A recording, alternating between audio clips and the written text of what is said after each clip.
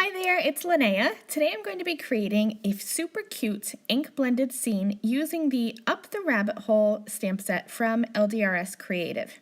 Now if you were at Creativation in January, you may have already seen a sneak peek of a version of this card, but I wanted to recreate it for you and show you how easy it is and what an impact you can get using these little stamps and some ink blending. So to start off, I'm going to be stamping a few of the images from the Up the Rabbit Hole stamp set, and this does have sort of a coordinating stamp set to it called Down the Rabbit Hole. So using these two together, you could create a whole scene of the little critters up above and down below the rabbit hole. So it's just a super cute little stamp set. I'm using some alcohol markers to color in these little critters. Really simple alcohol marker coloring. The images are small. These are called Pocket Pals stamp sets. And so the images are tiny, so you can create and make lots of little images and put them all in a scene. And it's not going to overwhelm your card because the images are so cute and so small. And what I like about these cute little images is that they are so easy to color because they are so small. I'm not good at coloring. I can do it well enough to get by and to make something nice for a card. But I will be the first to admit that I don't know a lot about flicking and about blending and all the beautiful techniques that a lot of artists can do. So for me, these Pocket Pal stamp sets are absolutely the best. So what I like to do is just start off with a lighter color, and then I'll go in with a darker and then blend the lighter color out. And what I like to do other times is to start with the darker color and just blend it out with the lightest. It depends on how close my markers are to each other.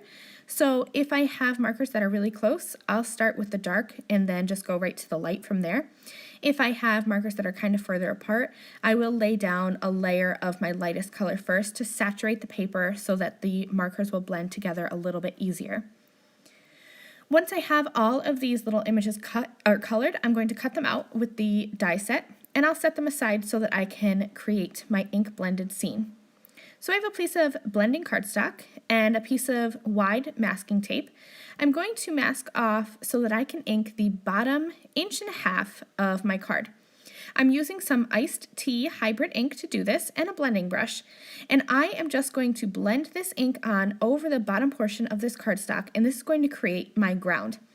So since I want to create a one-layered background, I am going to use that masking tape so that I can have a straight line across my card, and I am blending the iced tea ink darker at that masking tape line so that that will give a nice dimension and a nice defined border. I smushed some of that iced tea ink down onto my work surface, covered up the top portion of my card, and just flicked some of that on for some more texture. And check that out. You can already see it's looking like a ground, and it looks so cute already. I masked off the bottom portion, the ground that I just blended, and now I can come in with some Marina Madness ink and create my sky. So I don't want to have a super dark sky, and I love this Marina Madness ink because it is this pretty blue color. And I'm going to start light with my ink, and then right here you can see me kind of starting to push harder on my blending brush. I like to start lighter with ink and then build up color. That way I don't get any harsh blending marks. Then I'll do the same thing, just smush some of that ink down onto my work surface, add some water, and flick some of those blue ink speckles onto the background. So now you can see I have a little scene that's starting to come together for my little bunnies, and I love that with just a little bit of ink blending with the gorgeous hybrid inks and some masking tape, you can create a simple background for a simple scene. I have the images that I cut and colored, and now I'm just placing them around my scene so that I can get an idea of where I want to put them, and so that I can get placement for my sentiment. This is what I like to do, is just lay out my images where I think I want them to go, and then I'll place my sentiment onto my background, move it over into my stamp positioner, and then I can stamp it. And that way I know for sure that my sentiment is not going to interfere with where I want the images to go. I'll stamp this with some Raven Hybrid ink so I'll get a nice crisp black sentiment. And then I can go back to building my scene. So here's where I'm going to actually adhere everything onto my card. I once again positioned everything exactly where I want it to go. And now I have a piece of masking tape, and I am going to lay this masking tape down over top of all 4 of my die cuts and pick them up all at once. This masking tape will keep the images in place exactly where I had them lined up so that I don't have to fiddle too much with it.